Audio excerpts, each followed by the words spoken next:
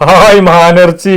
ഇത് മാനിറച്ചിയും പോത്തിറച്ചി ഒന്നല്ല, ഇത് കോഴിയിറച്ചിയാണ്. ഈ കോഴിയിറച്ചിന്റെ എന്റെ അത്ര വലിപ്പുണ്ടല്ലോ. കോഴിയിറച്ചിയാണ്, പക്ഷെ ടർക്കി കോഴിയാണെന്ന് മാത്രം കേട്ടോ. ടർക്കിയുടെ കാലാട്ടോ അത് കണ്ടോ, എന്റെ മുഖത്തിന്റെ അത്രയും നമ്മുടെ ഉള്ളത് ഏറ്റവും വലിയ പ്ലേറ്റിലാണ് ഞാൻ വെച്ചത്. എന്നിട്ട് ഇതേ പുറത്തേക്ക് കാല് തള്ളിക്കുകയാണ്.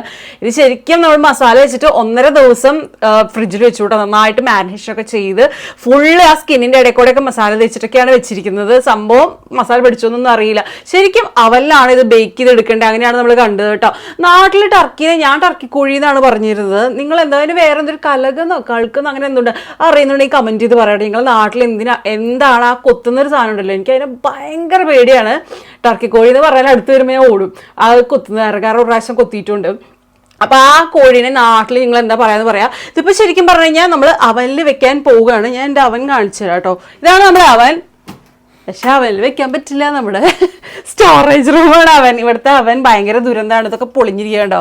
അപ്പൊ നമുക്കിത് വർക്ക് ചെയ്യാത്തതുകൊണ്ട് തന്നെ അത്ര സേഫ് ആയിട്ട് തോന്നിയില്ല. അതെ, അതിന്റെ ഉള്ളിൽ നമ്മുടെ എന്താ പറയാ അക്ഷയപാത്രം പോലെ എക്സസ് ആയിട്ടുള്ള നമ്മുടെ ഗ്രോസറി അങ്ങനത്തെ സാധനങ്ങളൊക്കെ ഇട്ടിട്ടാണ് ഞങ്ങൾ സ്റ്റോർ ചെയ്യണേ. സ്റ്റോർ റൂം ആയിട്ടാണ് നമ്മളിവിടെ അവൻ യൂസ് ചെയ്യുന്നത്. അപ്പൊ ഇത് അവൻ ചെയ്യാൻ പറ്റില്ല.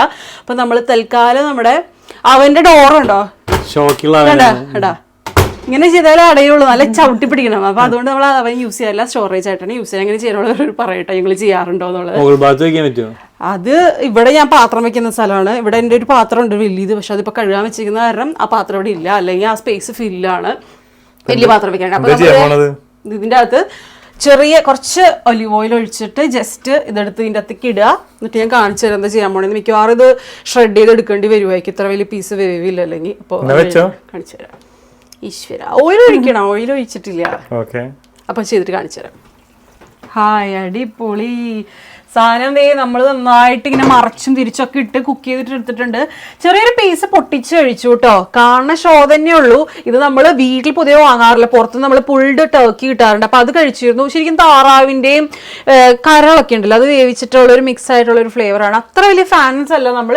ഇതും കഴിച്ചു നോക്കി. അപ്പോൾ മസാല ഒന്നും അത്രയ്ക്ക് അങ്ങനെ ഉള്ളിലേക്ക് അങ്ങ് കയറി പിടിക്കുന്നൊന്നുമില്ല. ഇത്ര ദിവസം നമ്മൾ ഇങ്ങനെ 1.5 ദിവസം മാരിനേറ്റ് ചെയ്ത് വെച്ചിട്ട് പോലും. അപ്പോൾ ഇനി നമ്മൾ ഇനി റാപ്പ് ചെയ്തിട്ട് റാപ്പാക്കി കഴിക്കാന്ന് വിചാരിക്കും. അപ്പൊ ആ ഫ്ലേവർ ഭയങ്കരമായിട്ട് അങ്ങനെ പച്ചക്കുത്ത് പോലത്തെ ഇത് വരില്ലല്ലോ. എന്തായാലും സാധനം നന്നായിട്ട് വെന്തിട്ടുണ്ട്. കുറച്ച് ഡ്രസ്സിംഗ് ഒക്കെ ചെയ്ത് നമുക്ക് അടിപൊളിയാക്കി എടുക്കാം. അതെ, റാപ്പൊക്കെ വെച്ച് കഴിഞ്ഞാൽ നല്ലതായിരിക്കും. ഇത്തിരി ഹാൽപ്പിനോസും ഒക്കെ ഇട്ട് കഴിഞ്ഞാൽ സെറ്റ് ആവും. ടർക്കി ഫാൻസ് കമന്റ് ചെയ്ത് പറയാം. നമ്മൾ അത്ര വലിയ ഫാൻസ് അല്ല കേട്ടോ.